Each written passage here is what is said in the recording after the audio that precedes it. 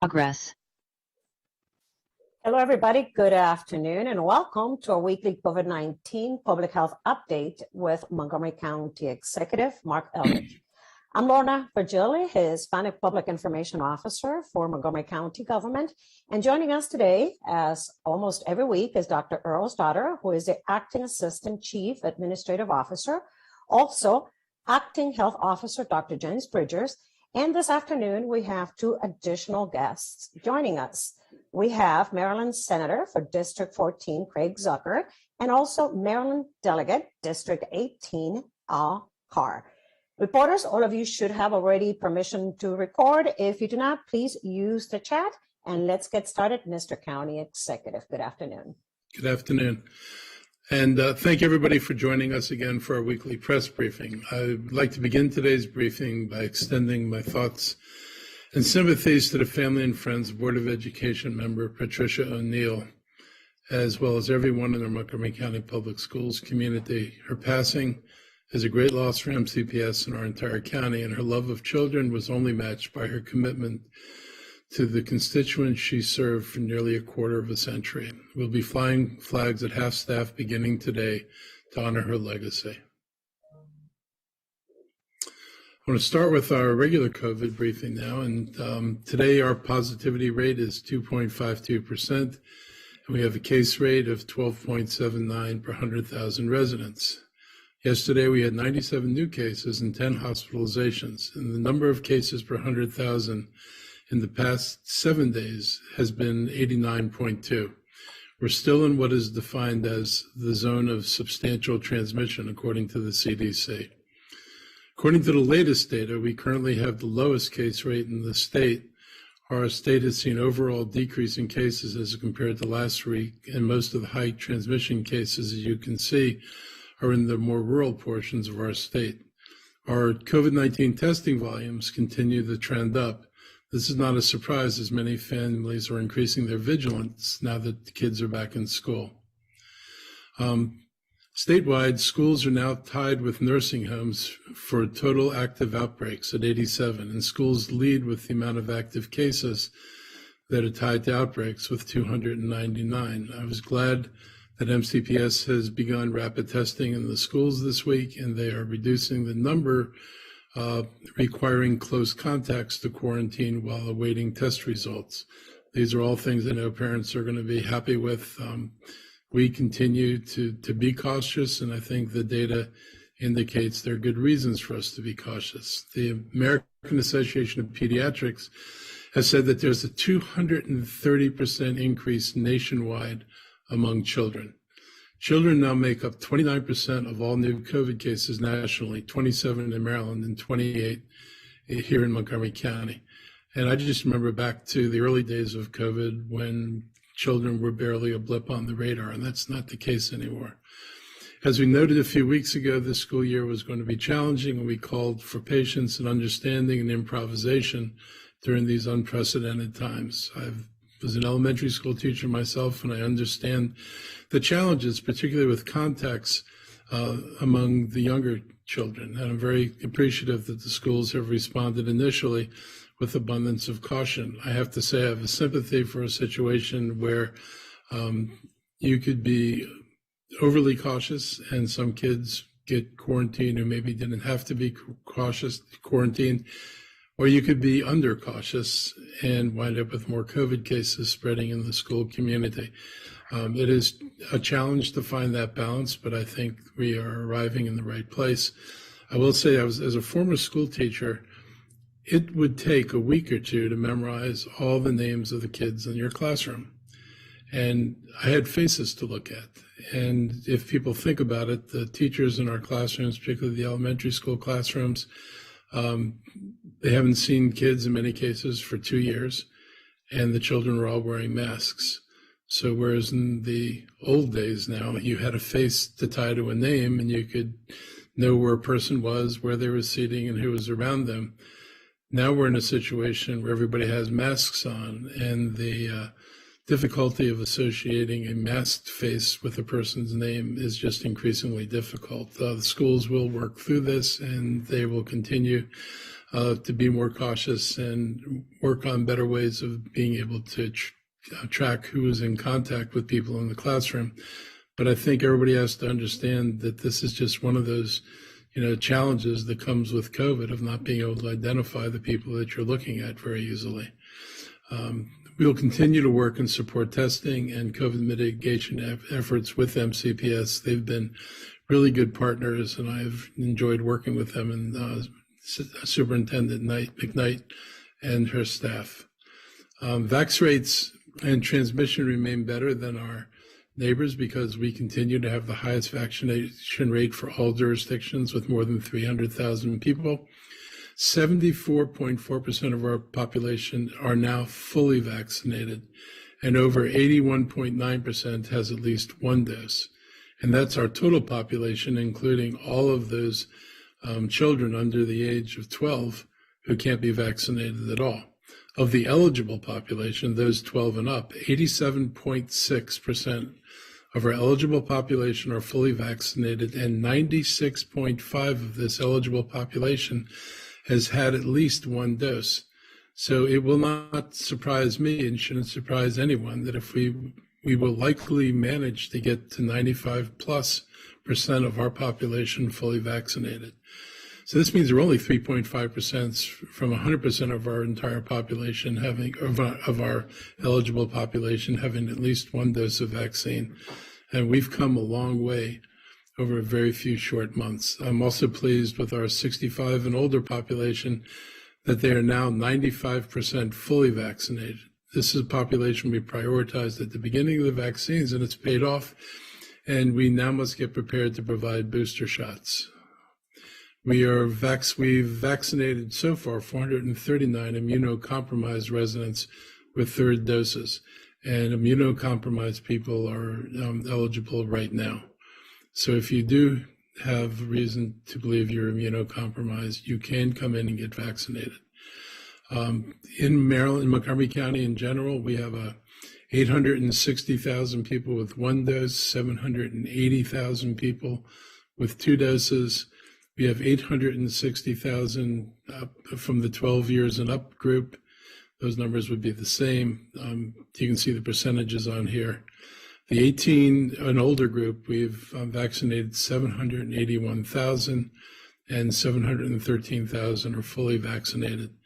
And you see the numbers on the over 65 group.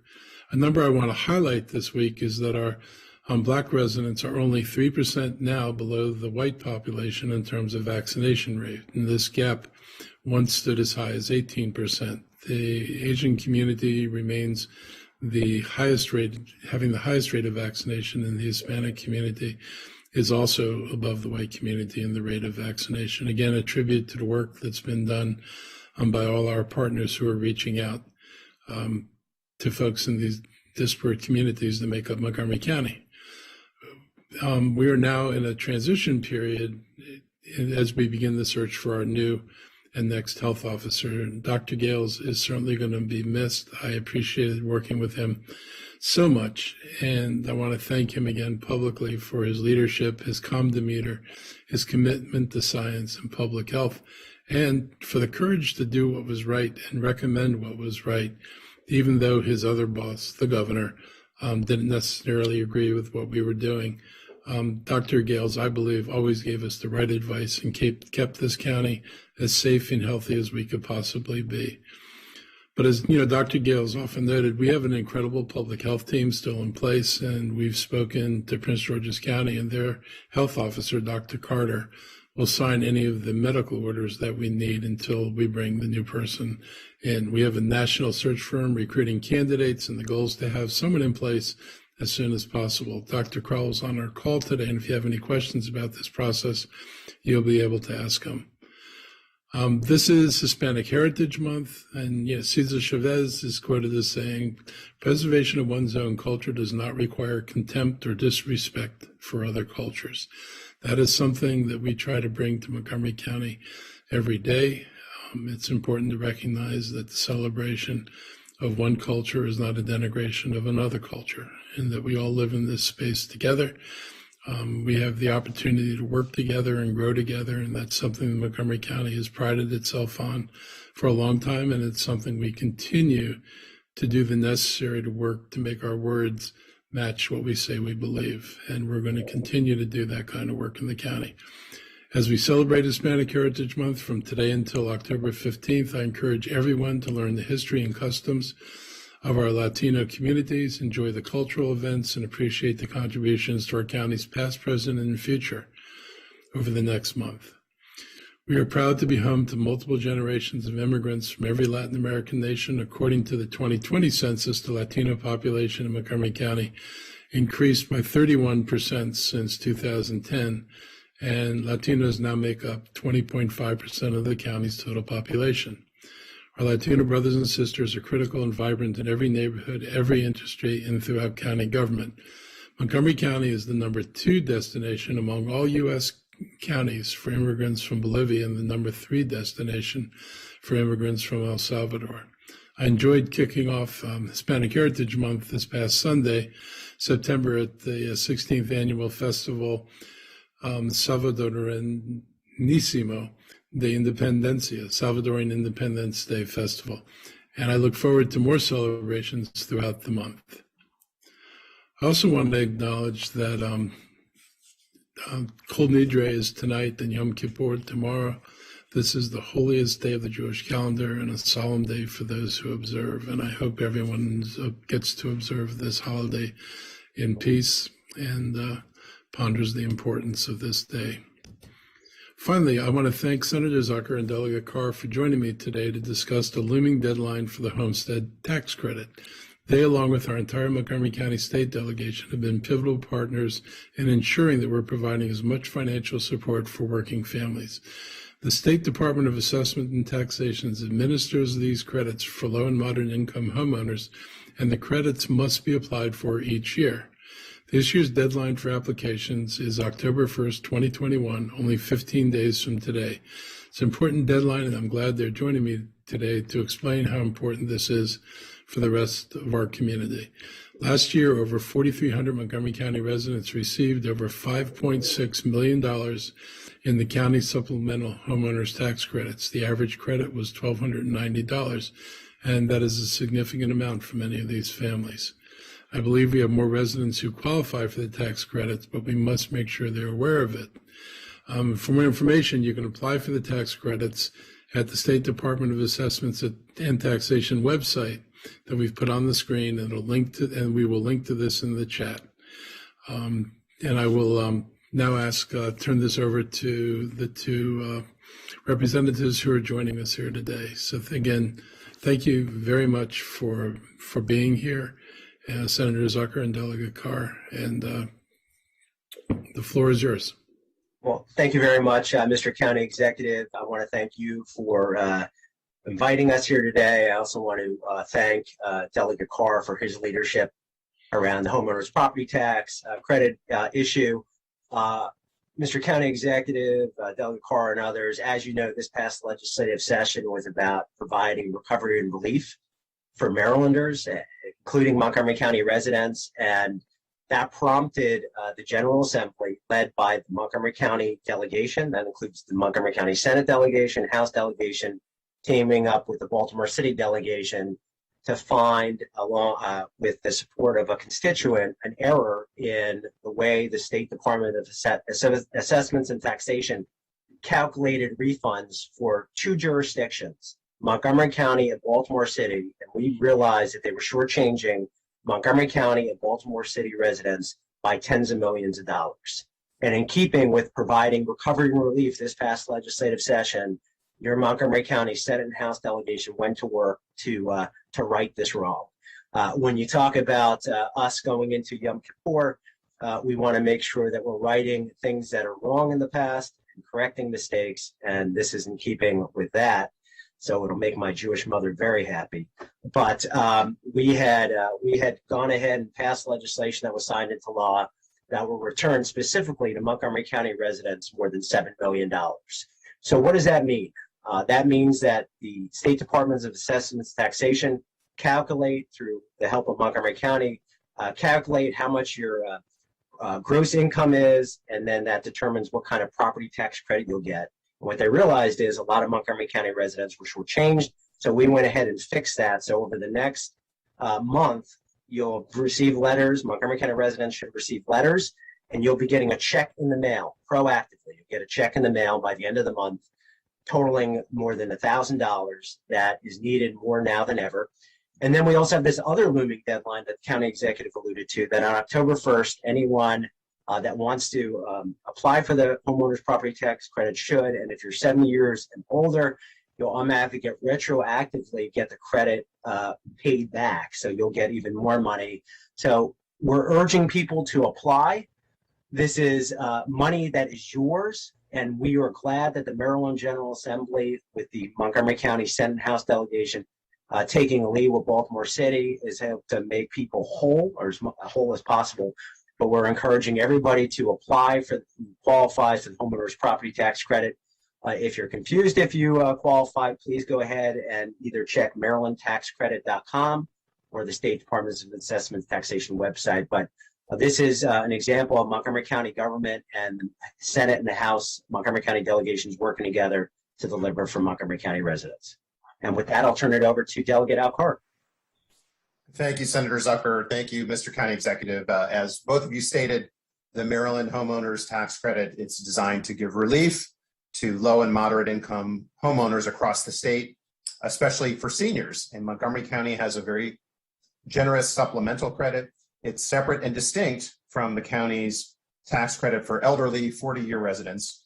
To qualify for the homeowner's tax credit, your income for your household must be $60,000 or less. You do have to apply for it every year. About 5,000 Montgomery County residents received it in 2019. But as stated, there are more people who are eligible but are not getting the credit because they don't know about it, and so they're not applying for it. And the General Assembly has been working with SDAT, the agency that administers the credit, to increase the awareness. And as stated, the credit is more generous now than it had been in the past because we did resolve that issue of the unrelated tax credits being improperly subtracted. The application is online, it's easy to fill out, and the deadline is October 1st. If you're 70 years of age or older, you can also apply retroactively for 2018 and 2019 in addition to 2020. So thank you very much, and happy to answer any questions. Thank you, gentlemen, for joining us today. We'll get to the Q&A portion of this presentation in just a bit. And before that, let's toss it to you, Dr. Bridgers, for your update. Good afternoon, everyone. Happy to provide a public health update again this week.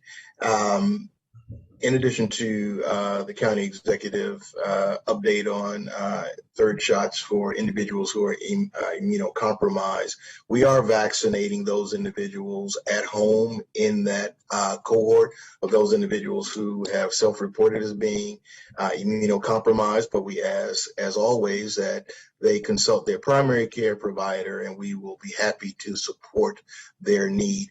Looking at the cases and hospitalization rates, just to add to the numbers this week, over the past month, we've had 3,591 cases. Those are cases that have been identified as post-vaccination or breakthrough cases. About 42% of those cases were breakthrough, and of that percentage, about 149 breakthrough cases were hospitalized. We still continue to see those individuals who are unvaccinated as our highest pool of those cases, 0 to 10 and 20 to 39. Most of the breakthrough cases have occurred again in those cohorts.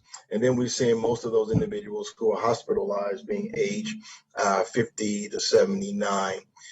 More closely looking at the hospitalization data, we continue to monitor the data in collaborations with our hospital partners and looking at the not only the ICU bed capacity, but the acute care bed capacity and the surge bed capacity as well. We've only seen an increase of about 9 beds since last week, which is about 8.2, and a low to moderate utilization. We will continue to track those emergency room cases or individuals who self-report with respiratory illness, especially in children, or those pediatric cases, or those individuals that may have flu-like symptoms.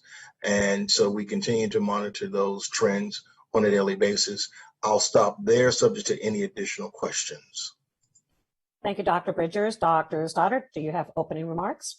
Yeah, just a couple. I want to start off by echoing the words of the county executive and thanking again Dr. Travis Gales, our recently departed health officer, for his partnership over the last couple of years. As he said to me on Friday, we were often seen as Calvin and Hobbes together, and I very much appreciated his work in collaboration with me. But I really wanted to just reflect on what the county executive said, and Dr. Gales said this as well in his parting words yesterday. It is a partnership, and so the team does continue to go on. Obviously, Dr. Bridgers, Dr. Kroll, and the entire public health team have been involved, as have I, since the very beginning. I can remember sending emails in January before we had cases in the United States looking at this issue. And so it's been nearly 20 months that I've been working closely with Dr. Gales and the rest of the public health team. And so while Dr. Gales does leave us, we have a ton of institutional knowledge that's been built over time that we expect not to miss a beat over the next months, and who knows how long COVID goes on for. I hope it's months and not years, but you never know. And so obviously, I appreciate his collaboration. The only other point that I was going to raise, and we spoke a bit about this yesterday in our 4 hours conversing with the county council, sitting as the Board of Health, we are focused both on the MCPS issues. We spoke at length about that yesterday. Happy to answer questions about that. But also we spoke a little bit about the employee vaccination record tracking. And so we are working with our employee unions to maximize the opportunities for people in county government to make their vaccination status known. And obviously, once we have that status, that request for information goes through the 18th, we'll be able to in a better place to make decisions about how we do the follow-along testing and talk about increasing vaccination rates and other things of that nature. So we are working to get out to work sites to encourage people to sign up, to offer them computers or laptops on site to make it easier for people like bus drivers and others, corrections officers who are not normally in front of a computer, to get access and provide the information that we've requested. So that's all I wanted to say today, and I look forward to answering your questions. Thank you, Dr. Stoddard. Members of the media, I do not see any requests for questions on the chat. There's Steve. Wait, yeah, sorry to cut in. There you go, Steve. I see you now. Go ahead. I believe you have questions for the county executive and also for the members of the Maryland delegation. Go ahead. Yes, ma'am. Good afternoon, everyone. About the tax credit, I know you just mentioned that there are people who are eligible but just don't know about the credit. Do we have any idea, and this could be any of the three of you, how many people in the county are eligible to receive it? I know, Mark, you kind of went over how many people received it last year, but just if anyone has any insight on how many people are eligible, that would be appreciated.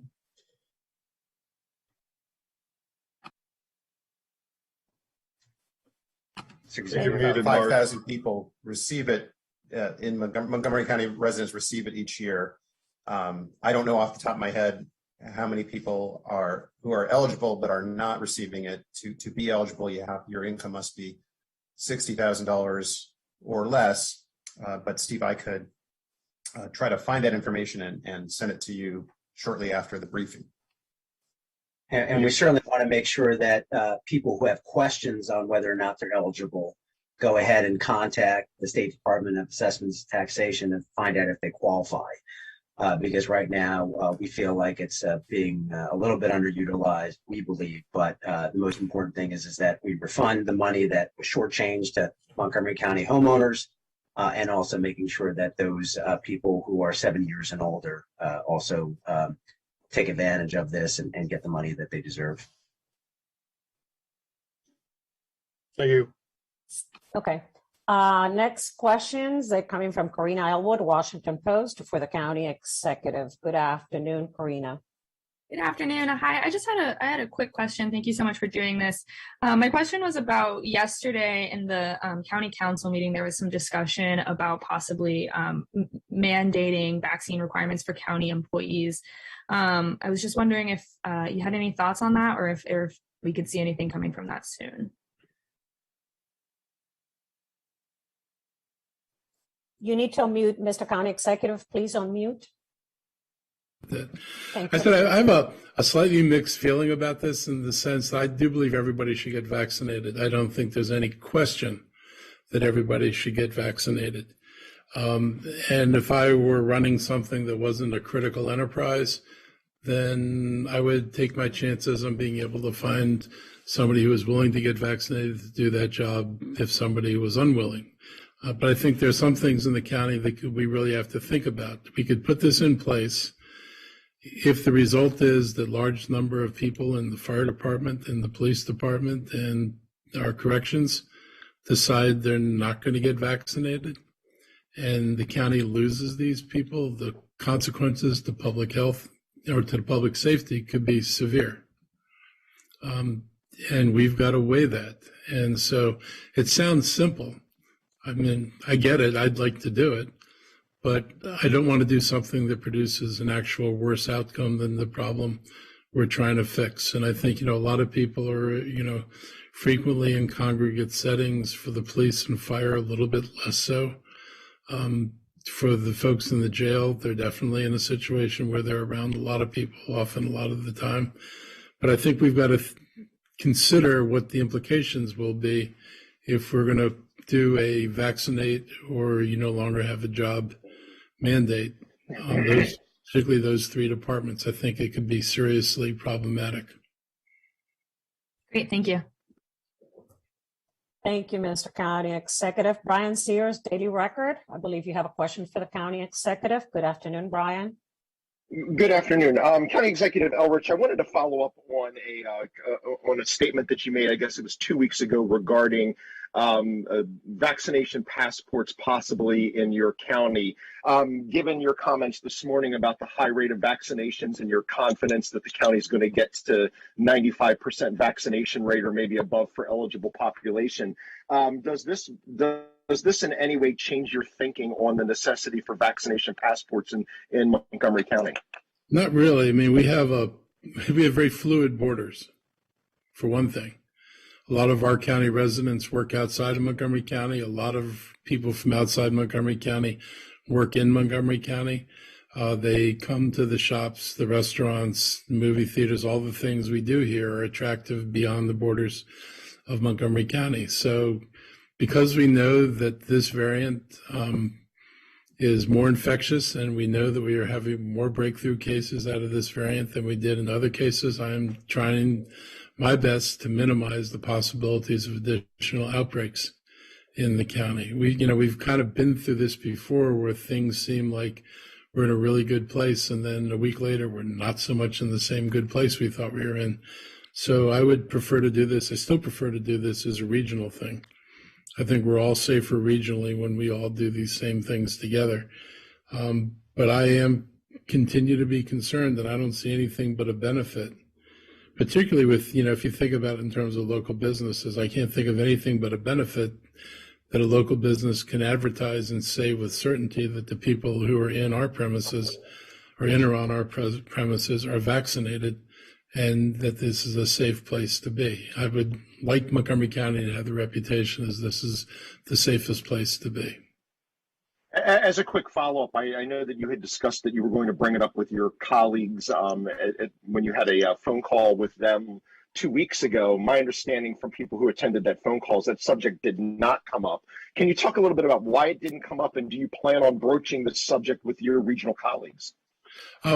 We've broached it, and people are having discussions internal to their own counties. I'm trying to think which one. I think I read that one of the counties is actually thinking about this. I think other people are going to think about it the longer this draws on. But we also knew that, from pre-discussions with people, that there were people who were not ready to go there. All right, that answer your question, Brian? Yes, ma'am. Thank you. Thank you very much. I do not see any more requests for questions. Jordan Lindsay. You calling? Oh, there she is. There you go, Jordan. Just popped in with my Hi, thank you. MCM. Yes, thank you so much. Thank you. So I know yesterday, and this is for Dr. Bridgers, essentially MCPS discussed quarantine guideline requirements updates yesterday during a meeting. I wanted to know if there are any trigger points or anything down the road that would, give any type of update in regards to what comes next for MCPS down the road. Sure, Jordan. Great question. I'm just returning to the office today, and I'm having conversations with Dr. Kroll and Dr. Stoddard in collaboration with MCPS to see what those triggers are. We examine it. We've had multiple conversations on this form and other forms about what the next steps would be, and so we are still unpacking that, keeping in mind that there's no game book, no playbook for this, and we are looking at those public health practices to best inform those positive outcomes. So Dr. Krell and Dr. Stoddard are on the call. They can add to that, but that's my understanding from our conversations and meetings this morning. So thank you, Dr. Bridges. I would just say that our goal in all of this is to try to minimize the number of the risk of transmission inside the schools. And so one of the things we will be looking at is the number of positive cases that show up and the amount that and the impact that has on students and the need to quarantine students. If that rises, we will have to look at the criteria and any actions we need to take to try to keep those rates low. But for now, we are just trying to concentrate on getting keeping as many students safely in school as we possibly can to keep them on their academic path. Great. Thank you very much. The only piece I agree with Dr. Kroll's assessment there, where it's a balance we're trying to strike. If we go too far the other way and we see more cases, then we may have to tweak the guidance. But the other piece I wanted to mention is we are seeking guidance from the Maryland Department of Health about the ability to potentially do a test to stay model, which would change the quarantining requirements yet again if we were able to do testing that would allow students who would normally be close contacts of a positive case to stay in schools. We've got to get some guidance from the state on that, and then we've got to work out the technical details with MCPS to allow something like that to happen. We would like to do it, to be clear, but we need, obviously, the support of the Maryland Department of Health, Maryland State Department of Education, and working with MCPS, trying to work out the logistics of that. So I just want parents to know we are looking at that. We are interested in doing it, but we got to make sure that it can work and that we're allowed to do it. So Great. Thank you all so much. Thank you, Jordan. Brian Rembaum with MarylandReporter.com. You have a question? You need to unmute, Brian. Please unmute. Thank you. Can you hear me now? Yes. Okay, I just had a quick question for the county executive also about vaccine passports. I believe you said 2 weeks ago that this proposal could be before the county council, and I was wondering if there's a timeline on when that might be. I don't have a hard timeline on it. I've seen this is in draft. We're still dealing with some other related issues, such as the state. So we are trying to make sure that if we put it in front of them, they're actually able to implement it. I don't want to put forward a policy and then discover we're not going to be able to get the information we need.